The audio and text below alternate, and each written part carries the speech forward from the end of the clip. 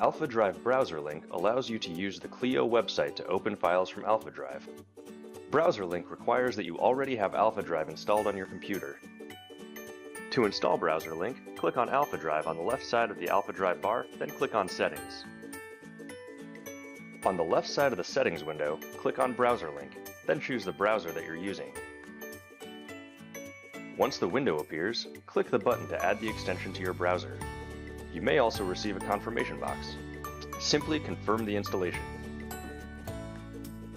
You can now see that the extension is active from the icon in the top right corner of your browser.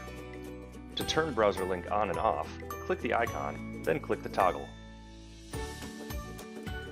Now let's look at how to open a document using browser link. In Clio, select a client, then select a matter. Now, navigate to the Documents tab and choose a document. The first time you do this, you may receive some confirmation prompts. If you do, just allow them.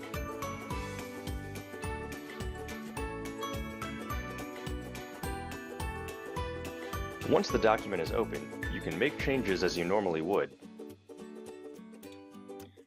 After clicking Save, any changes you made will be saved into Clio's cloud.